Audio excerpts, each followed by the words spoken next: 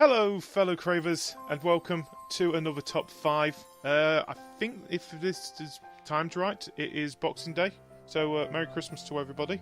And this time, I am joined by Kev. How are you doing, Kev? And Merry Christmas to you too, mate. Merry Christmas. Merry Christmas. Happy Turkey Day. Happy Turkey Day. Oh no, Turkey Day would have been yesterday. This is Boxing Day for us. Well, this is leftover turkey. Yeah, leftover turkey. Turkey Sandwich Day! Yes, Turkey Sandwich Day. So, Kev, this is your first top 5, first of all. It is indeed. Yes. So you've been with Crave the game itself over a year, but with the Crave Your Game side of it, you only technically joined the media side of it this year, didn't you? But I'm going to be honest, you've made quite an impact yourself. I think so. Yeah, especially like I said with GTA. The thing is, your playlist have become. Can I go with infamous? You can go with whatever you want. I'm going with infamous. Definitely the war rides, mate. Damn war rides. War rides. So the thing is, we're not here to talk about the Crave Your Game. We'll talk about a little bit, probably that in a bit. But we're here because it's time for your top 5 of 2017, mate. So the question is, what is your first top 5 of 2017? My first top 5 game of this year is Hellblade: Senua's Sacrifice. That's the PS4 Team Ninja. Is it Team Ninja? Not Team Ninja. Ninja Theory. Team Ninja do a completely opposite. Well, they don't anymore after the news that came out, but they do an opposite thing from this. But yeah, so Ninja Theory. So why Hellblade in your top 5, mate? I picked it because I heard it while watching local news, and they were on about there were people in the where I'm from who were assisted on the project through mental, I suppose you could say, disability or condition, psychosis. Yeah. And I watched that news, then started following on their website and video docs that they made, and then just sort of followed the game from there. The thing is, like I said, I ended up picking up this game as well, but I picked it up from it's sort of like your recommendation of it. Because you did. How many times you actually spoke about the game itself and how good the game was itself. But then again, like I said, this is the first time you knowingly played a Ninja Theory game, isn't it? Yes, I probably have played other ones, but never really paid much attention to who made it. Yeah, well, I remember Ninja Theory, like I said myself, for a game that they put out on the PS3 beforehand, which does seem very familiar to Hellblade as well, called Heavenly Sword, which came out when the PS3 first was released as well. All right, okay. Yeah. So I understand where Ninja Theory. This is what happens. Stop making ninja in everybody's company's name. God damn it! It's hard ninja for us. In everybody's name. It's no ninjas. Awesome. Yes, it's awesome, but it's so confusing. It's alright if it wasn't for the fact that they're two completely different companies that make two completely different games. One of them is all serious in that lot. The other one's boobs. But anyway, but yeah, like I said, I agree with you. It is a really good game that's come out this year. One of the things that really stood out for me as well, and it's not the game itself, but for a game that was that polished and that good as well, it was still about a £30 game, wasn't it? Yes, because it was only a digital release. Yeah, that's something that made it so they would get more money back than if it was a physical copy. I think, if I'm right, because I think most of the money went to more research into psychosis as well, wasn't it? Something like that. I can't say on that. Can't say. I'm not 100% certain. But I knew they wanted to go digital only. Yeah, which you know what, we both do recommend it's a PS4 exclusive game as well. If you have got a PS4, if you got a PS4 for Christmas, and we would do recommend pick that game up. It does, especially if you do like a good story and something that's just not your ordinary hack and slash, no story, no feeling into something. Yeah, and it's definitely worth getting. And hurry up, because according to the industry, single player games are dying. Yeah, no, it's not. They're live as well. Anyway, mate, let's move on to your next one. What is next in your top 5? My next one is Wolfenstein, the next Colossus, or whatever, the second one. Wolfenstein 2, yeah. Yeah, so, Wolfenstein 2. Okay, this year we did a series together, didn't we? We did the Wolfenstein New Order, didn't we? Well, pretty much yes. You controlled it, and I was the voice in your head. Yes. So, even though I didn't play it, you played it. I really enjoyed doing that series with you, to a point that I think we're talking. Well, we're trying hopefully to start it with the second part of this, hopefully sometime in the new year. So, compared it to the first game, do you think it is better, or do you think does it improve in anything itself to you? I think maybe graphically it's a little bit better, but apart from that, I think it's the way the game's set out, the HUD, I suppose you could say, is slightly different. But apart from that, it is pretty much the same. It's still Wolfenstein. First-person shooter, and you still kill Nazis, and who doesn't like that? Exactly. Well, the thing is, it's what you expect from Bethesda as well, isn't it? A little bit. Yeah. The thing is, these are the guys that made Doom, and of course the last Wolfenstein, and the standalone DLC as well, which Old Blood or something like that. The Old Blood. Now, like I said, I've not played it myself. I've not played it for the fact that I want to do the series again with you. But like I said, I enjoyed watching the first of this reboot as well, and I have had a go of the Old Blood as well. And I'm going to say it. I'll be happy. Like I said, I'm happy if it's the same thing again. The mindless I'm questioning half the time what the hell is going on here. Why did he do this? Are we still we're basically still the jobber in this game, aren't we? That's a yes. But like I said, I think it's one of those, if you enjoyed the first one, then you'll definitely enjoy this one as well, I'm guessing. And also, there is a bit of a...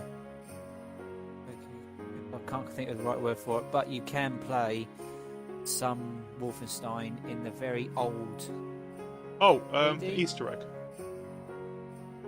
Yeah, you've got some Easter eggs in the old one, and in this one there's a old arcade machine that you can fire up, and you can play in the old style Wolfenstein. What, for the whole game, or is it just certain, like last one? No, just like a video game you can play while in the game. Okay, that's cool. The thing is, I like those kind of things, those Easter eggs in it. So, if you want to play old Wolfenstein as well, there you go, and you've got new Wolfenstein. And if you want to kill Nazis, then play it.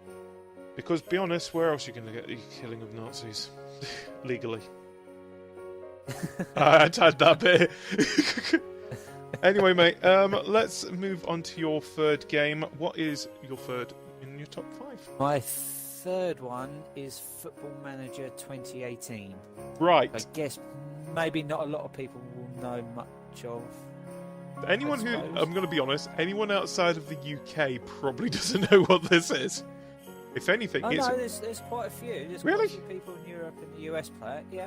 I would say it's one of our best-selling games in the UK, isn't it? I think usually what's beating that is FIFA itself, which that's my question here. So, first of all, why Football Manager in your top 5? Because it's a nice, relaxing game. Where you can take control of your club and you have a complete in-depth ability to run it. You make transfers, you sign people on loan, you find players, you make tactics, you give people certain abilities or certain jobs on the pitch, whether they take free kicks or penalties. You can chuck them in the reserves. You have a reserve squad. You have an under-18 squad. You have all of the cups. So pretty in much that you league. can do everything. Pretty much, yeah. Apart from spend the money that your player that you make. Yeah. earns. So my other question is, so now I don't play Football Manager 2018. You know me, I'm not a huge fan when it comes to football, the tactical side of it.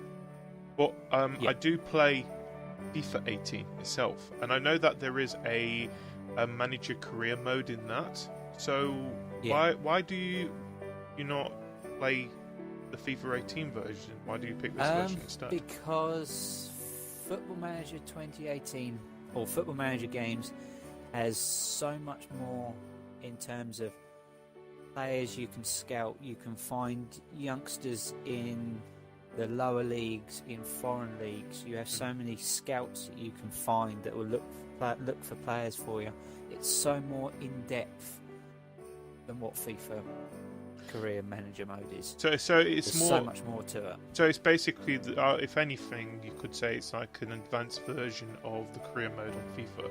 If you are a fan of the career mode, the manager side of it, and you want something that I would say is a little bit more challenging, then you would recommend go to Football Manager itself. It is, and I'd probably say FIFA's Career Manager mode is a poor version of Football Manager. Who does? Is it Sega that does Football Manager? Yeah, Eidos. Or whatever it Eidos. is. Okay. Yeah. So yeah, it's two completely different companies as well, because it's EA, of course. Yeah. Which... And when you're managing and you pick your whole team and that, you give team talks before the match. Okay.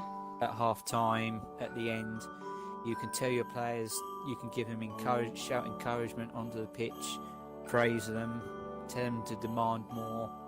So you can completely change your whole tactics as well. You can tell them to go just through the right side of the pitch, through the left, through the middle. You can tell your defensive line to push up, push back. So to be like you really said, you could attacking or defensive. So It's everything. So like you said, it's pretty much like you said everything apart from spending your players' money. Yeah, like I said, apart from spending the money you earn as a manager. Now, it's like I said, it's not my kind of game. But like I said, if you are a fan of the tactical side of things and you're a fan of football, then if you have not played this game, go and play this game. I think the only problem I would say is it's PC only, isn't it? It is. There is a mobile version you can get, Yeah. but obviously you're not going to have anything on that as much as what you do on PC. But I don't know if it might be free. Not sure. If it is, it's definitely worth getting if you want to give it a try. Be honest, even if Definitely you go for a mobile version. Yeah, but then again, even on PC, I'm guessing it's not that taxing on a PC anyway. Is it? It's not. But I could run it. It depends. I think you need. If it depends on how many leagues you want to. So it is pick. one of So how you can have much the depth in English it. league, so that goes from the Premiership down to, I think 3 non-league leagues. Really? Wow. Scottish, 3 or 4 leagues. Be honest, that's And just the same Celtic with now. France, Spain, That's Italy, PSG.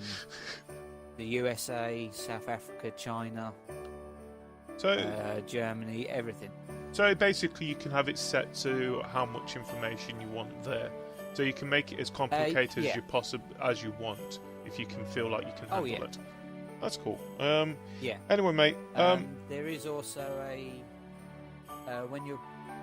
when you're managing your match, there is a pitch as well, Okay. which you can either have 2D, so it's just some circles on the pitch. Oh kicking yeah, the I've ball seen that around many times. That's probably to showing show it now turn. on the on the screen, mate. Or you can have a 3D one where you actually have your players on there and you actually see them Okay. tackle, shoot, score, take throw-ins, hack people down So as well. And you also get a picture of the whole ground as well. that's cool. So anyway, mate, let's move on to your next one. So far we've had Hellblade, we've had Wolfenstein, we've had Football Manager. What is your fourth? My fourth is the recently released Assassin's Creed Origins. Right. So I haven't played this yet, but I know I have played the other versions beforehand because it's taken a 2-year break, didn't it? It took a year off. Yeah, was it a year? Yeah, it was a year. It might have been 2. It took a year off to do a movie, which no one cares about. So do you think the 2 years has actually has been nice? Has it worked well for this game? God, yeah. The break has definitely been worth it. So, it definitely feels fresher and doesn't feel so stale as maybe previous ones. Well, one being released every year. Well, I've been told this one is more like an RPG than an action-adventure type of game, isn't it? Yes, there's an awful lot of... Yeah, I suppose you could say it's an RPG type element to it. But and I've also learnt that in ancient Egypt, if you hit somebody, numbers come out of them. They do indeed. Yes. Numbers do come out of it. When did we evolve to stop having numbers coming out of us? Around the time Egypt fell. Ah, fair enough. That's what caused them to fall. We could see their life bar. Anyway, so first of all, why Assassin's Creed Origins itself? Why is it in your top 5? Because I've played nearly every Assassin's Creed. I've really enjoyed this one. It's in there because it definitely feels like a brand new game, even though it is the probably 7th game in the franchise or whatever it is. Yeah. Definitely feels new and refreshing to play, actually. That's cool. So I'm probably going to be ending up picking up that game next year. Now, again, this is another single-player only game. I think the only thing that really annoys me with this, and I think it's because they stopped it.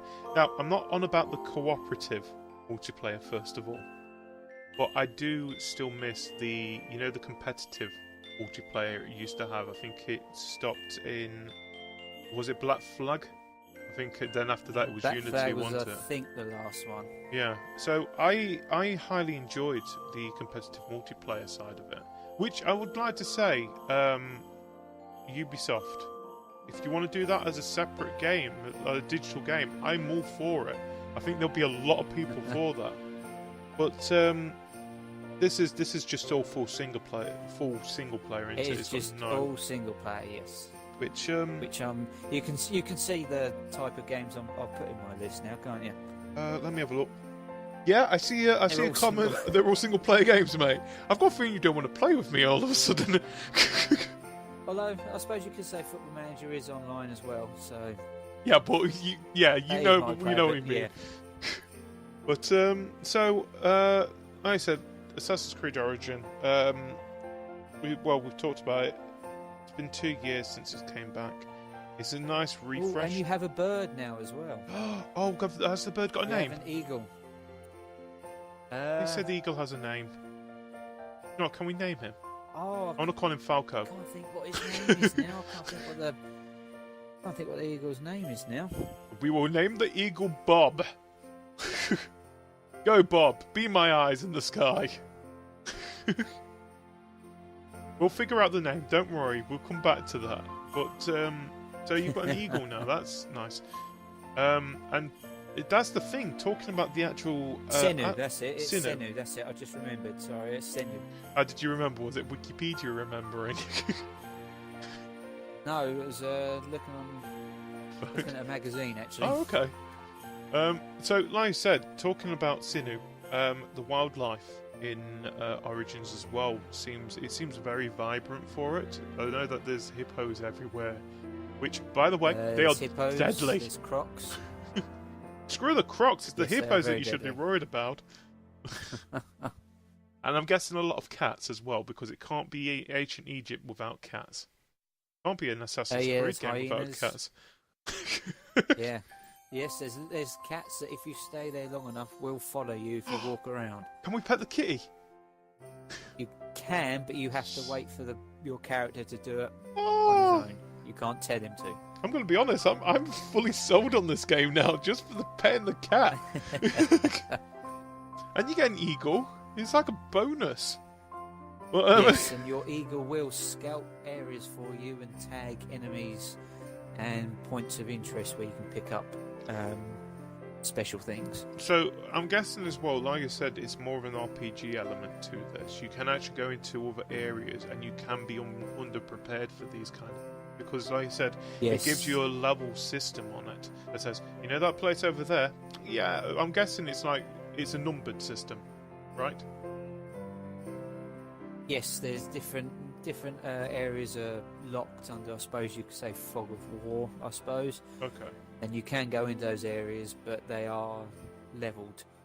Okay. So yeah, the enemies will be tougher, the wildlife will be tougher.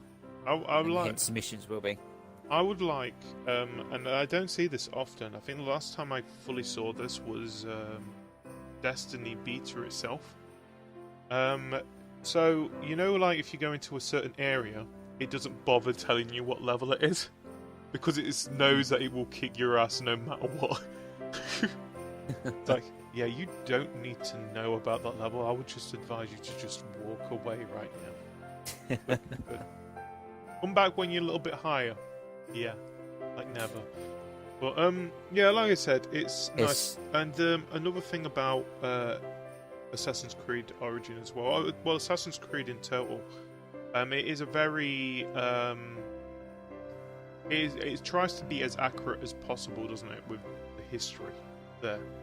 Yeah, I suppose as much as it can be. As much as it can be, and I think one thing that they've added in the Origin version as well that you can do is that you can actually tour the actual area that you're in. I've been told. So instead of actually playing the game, you can turn it into an education tool, if anything, which is great. Okay. Yeah, so it's nice. That's something you don't really see with games, do you? Where if they are using certain things in the past, that they actually think, no, you know what? They could actually use this for education. Why aren't we doing this? Yeah, explain a bit about the what's it called? The Great Pyramid of Giza over here. Is it Giza or Giza? Either way, it's the same thing. Giza. Yeah, so it explains a little bit about that, or explains some history of it, which is nice. Especially because I remember when I was at school, at least one time you studied ancient Egypt, didn't you? Oh God, yeah. Yeah, that's British education there. It's ancient Egypt. I think there's some Greek in there as well, or Romans. One of the two. Yeah, the Romans. We don't study our own history, I've noticed. The only time we do is when it's Henry VIII. And the only reason because he was a little bit interested. World War II. Or World War II or one of those two. But then again, they just now say either go play Battlefield 1 or Call of Duty. You'll get the gist of it. No, don't go play any of them for your history. No, please don't. Bad advice. Anyway, mate. Read a book. Read a book. So anyway, mate, what is your last in your top 5? My last, we'll say this now, my favourite of the year is Horizon Zero Dawn. Right. I am not surprised. Out of everyone that I've known, that you have basically played that game to death. I know. Yes, I love it. So it is amazing. So, first of all, well, I'm not even going to ask this question. Why you added it in there? I know why you added it in there, because it's, like you said, it's your favourite game of the year. It's your number one. If anything, it's your number one game this year. It is so good. So I agree with you. I ended up picking it up again because of your recommendation. This is twice. 2 games he ended up making me, and both of them are PlayStation 4 games. I like to point out. This is the one thing about it, and we didn't talk about it last time. It's because these story-driven single-player games, in my opinion, the best ones have been solely PS4 exclusives, and that's rare for me to really go on because my PS4 has not played an awful lot. I am mainly an Xbox. I think we all are a little bit, aren't we? It's like spoiler alert. Single-player games are. The ones I really love are definitely these PlayStation exclusive ones. Oh, yeah. The thing is, one thing I can say about this year, and we didn't mention it in the last one because we didn't really talk about the PS4 that much. PS4 really did well this year. especially at the beginning of the year. There's been so many good story-driven games as well that came out. Like saying Horizon Zero Dawn, which we'll go back to in a minute, but we've also had like Nier Automata or Automata, whatever you want to pronounce it. Hellblade. We've had Hellblade, like we said earlier. And it's not just that, we've got a couple of games that we know of that are going to be coming out later on. We've got Last of Us Part 2 that's coming out. We've got Detroit, is it Detroit Being Human? Something like that? Something like that, yeah. That's another one I think I will pick up as well. And I'm looking forward to that game next year. But like I said, it's story-driven games, which, I'm going to be honest, all I see are the better ones coming out on the PlayStation 4. And everyone's saying single player is dying. No. Games. Stop. They are all single player. We're not saying single player down. We're jokingly saying that. It's only EA that's saying that single player is dying. Yeah, I mean, people saying single player is dying, but you just look at all these games. Yeah, look they're all at single player. Yeah, but then again, it can't be compared to the number one hit of this year, the Battlefront 2. It's actually crap. I'm going to be honest. It's been slaughtered. Anyway, let's go back to Horizon Zero Dawn. That's what we're talking about. So, I'm going to be honest. I've not played as much as you, but then, like I said, I don't think anyone's played as much as you.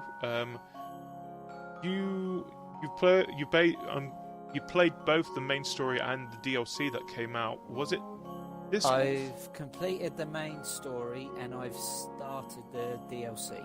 So, first of all, can you, just for people who haven't played this game, can you explain the game a little bit to them in your own words? The game is, I suppose it's a very distant future. I suppose what year it is, but it's a distant future game. Yeah. Where I wouldn't say it's post-apocalyptic in the sense of like Fallout. It's more in the sense that humans have developed machines to pretty much everything. do humans' jobs, pretty much basically do everything. But they've made these machines so smart that they've started turning against them. So the humans decide to create something that will try and wipe them all out. But I think it ends up wiping everything else out. And then you've literally got these little areas where, I suppose you could say, underground bunkers where some form of human life will continue to live on, and there'll be new humans being born and that. And you are in a tribe, basically, with spears and arrows, fighting these metal animals / dinosaurs, I suppose you could say. And your character is trying to find a way to stop them, I suppose, in a sense. She's also trying to find. Yeah, the one thing I want to say about that is, so we, like I said, they're basically things that we've created, yet they've decided to go back and be dinosaurs. That's the one thing I do not understand.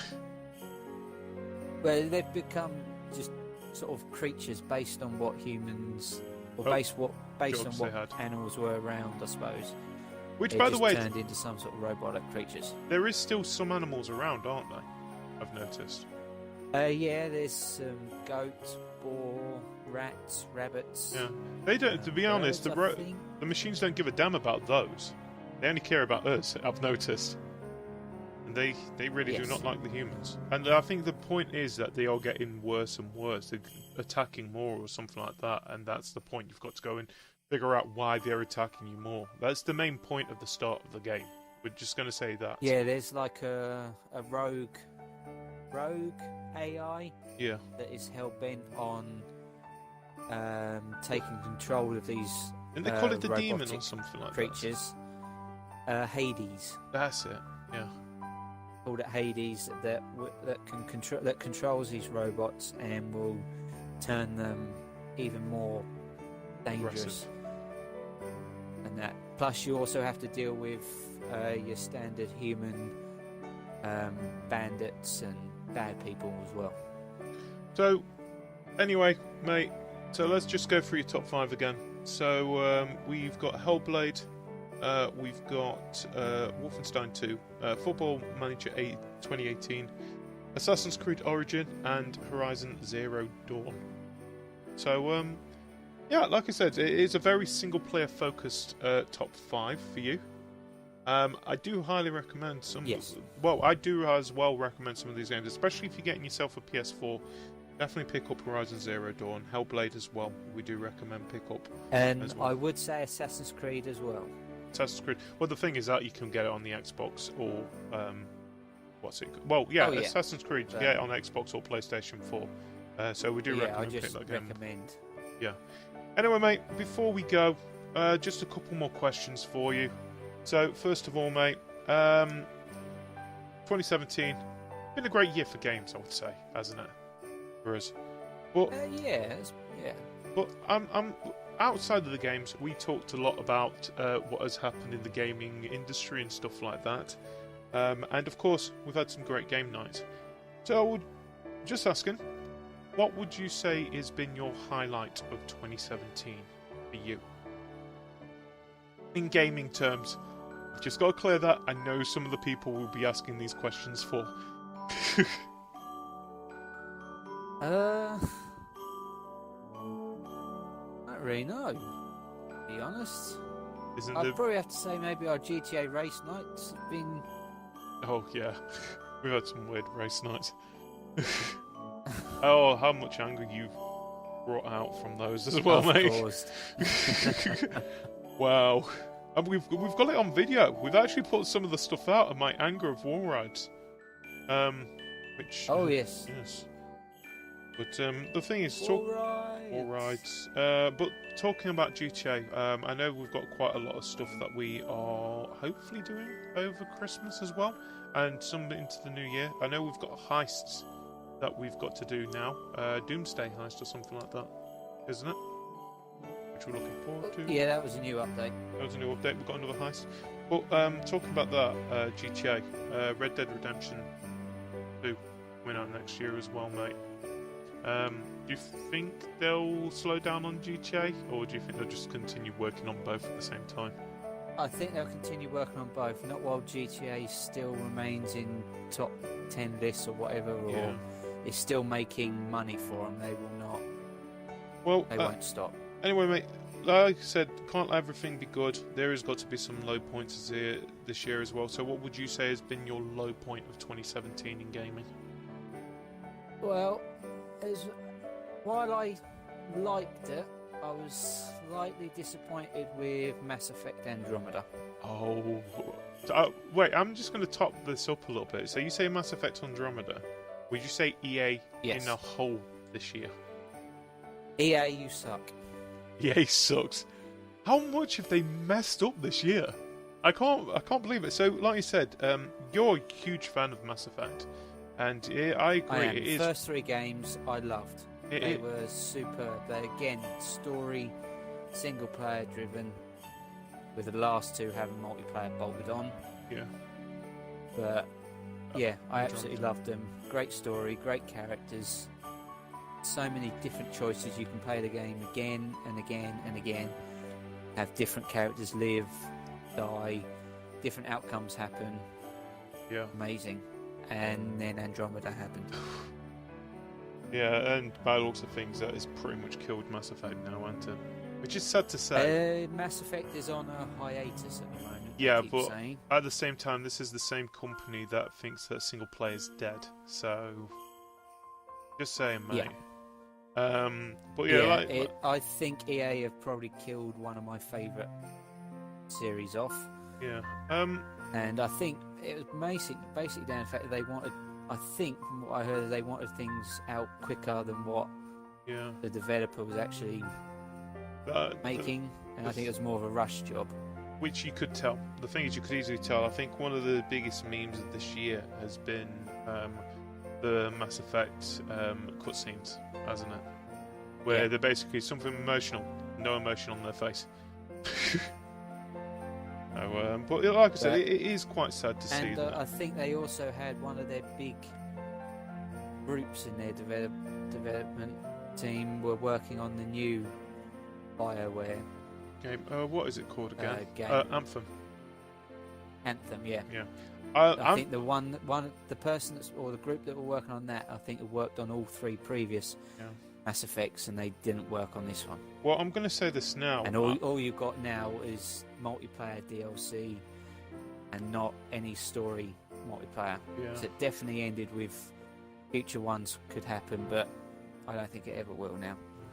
The thing is, after all this, and especially all the things that we've heard from EA this year, especially near the end of it, I am actually kind of worried about Anthem, in a way. The thing is, we saw it at, was it E3? And it looked... I think it was E3, yeah. Yeah, it looked really good, but then, like we said, we've had EA close down Visceral, because they pretty much gave up on the single players, the story Star Wars game that was being made by them. Then we've had the whole Battlefront 2 fiasco as well. To a point that they, with loot boxes. I think EA may have killed loot boxes at the moment as well, which that's one thing we can thank them for. And didn't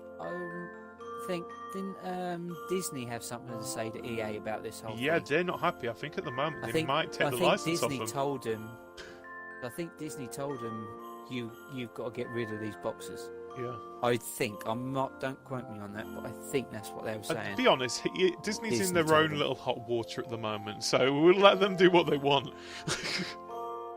That's an interesting thing that's going on there. But yeah, like you said, I would say, like you said, the bad point. The thing is, even though you said Mass Effect, I think EA in a whole, they've just messed up.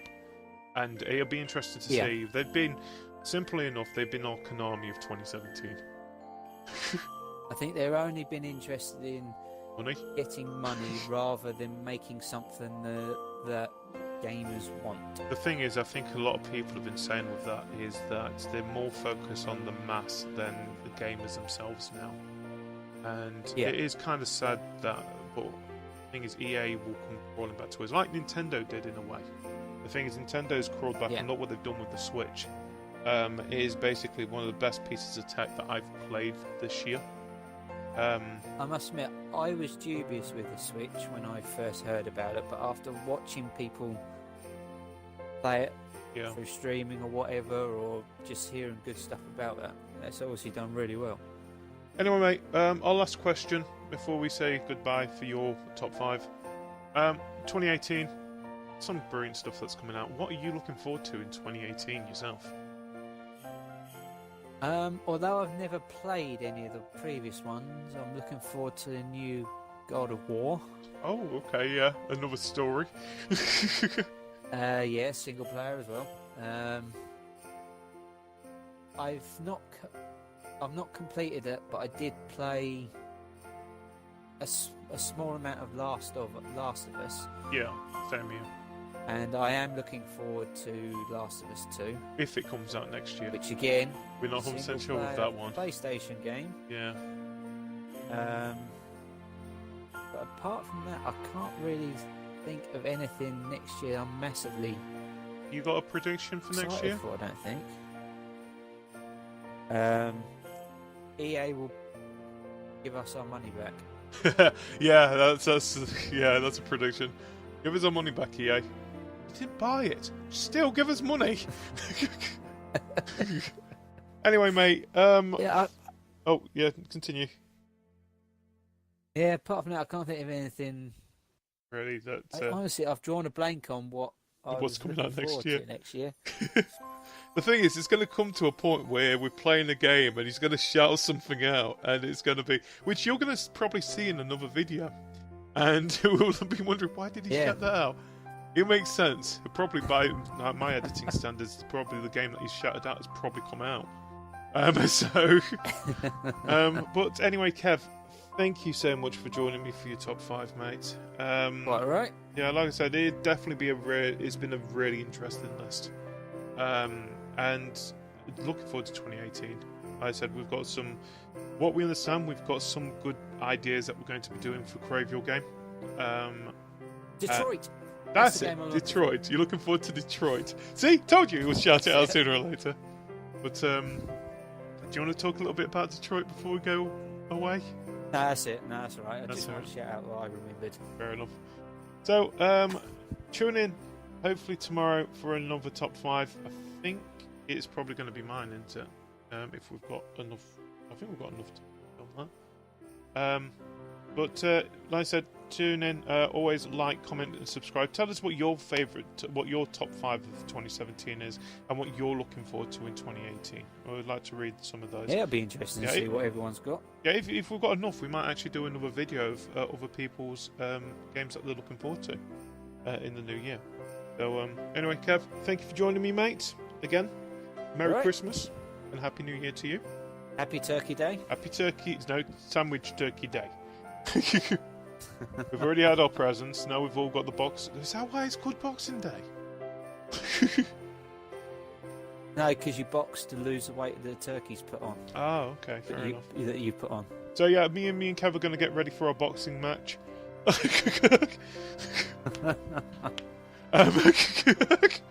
But until then, thank you. Like, comment, and subscribe, and we will see you tomorrow for some more. Hopefully top 5. See ya. Bye.